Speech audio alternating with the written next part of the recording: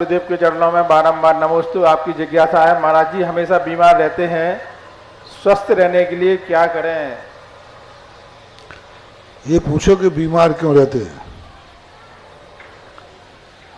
स्वस्थ रहने की दवाई पूछते, बीमार क्यों रहते हो ये पूछो, बता दूंगा। बीमार इसलिए रहते हो कि तुमने कभी किसी रोगी की दवाई नहीं की, औषधि दान नहीं दिया।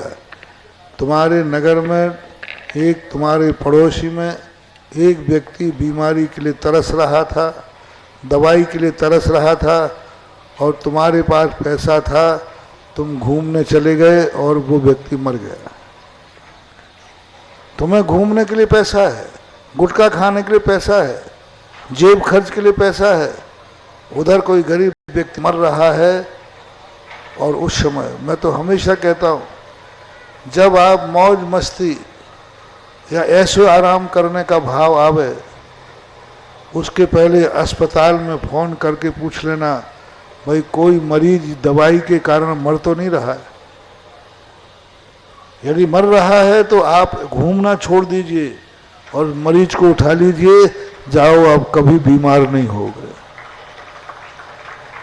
और तुम्हें मालूम है कि कोई व्यक्ति दवाई के बिना मर रहा है और तुम घूमने जा रहे हो। एक माँ निपुती हो रही है, एक स्त्री विधवा हो रही है, एक बच्चे अनाथ हो रहे हैं और तुम घूमने के लिए जा रहे हो। आवश्यकताओं की नहीं कह रहा हूँ कि आप अपनी आवश्यकताओं को दे करके मरीज की दवाई करें।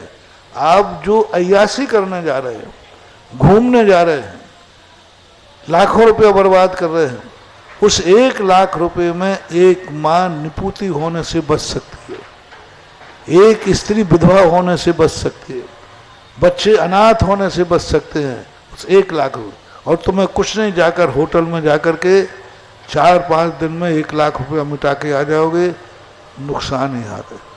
तो ऐसे जो लोग करते हैं, कभी भी किसी बीमारी पर दया भाव नहीं आते, इसलिए ऐसी दशा होती है कि बीमारी बनी रहती है।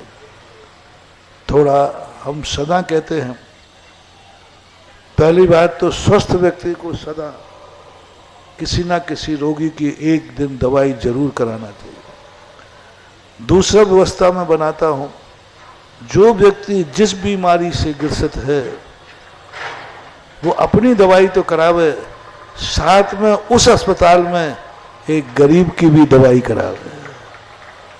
आप जिस बीमारी से आपको है, जो भी बीमारी आपको है, आप डॉक्टर के पास जा रहे हैं, अपनी दवाई कराइए और डॉक्टर से कहिए, डॉक्टर साहब आपकी अस्पताल में यदि कोई ऐसा मरीज आवे जिसके पास पैसा नहीं है और उस कारण से वो दवाई, तो मेरी शक्ति ज़्यादा तो नहीं है, लेकिन एक मरीज को दवाई मेरी तरफ से दे देना।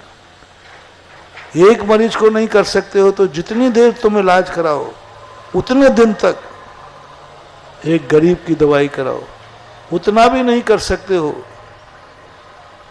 तो तुम अपनी दवाई जिस डॉक्टर के पास जाओ, 1 दिन की दवाई किसी गरीब को मेरी तरफ से दे देना, जो बीमारी मुझे है।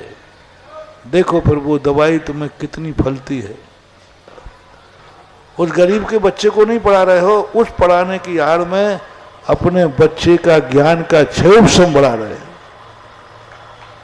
तो ये सब जो दान की व्यवस्थाएं बनाई हैं, ये आप लोगों के लिए, विकास के लिए हैं। जो आवश्यकता आपको है वह आवश्यकता किसी दूसरे की भी पूरी करने का प्रयास किया करो। ऐसा इसलिए होता है।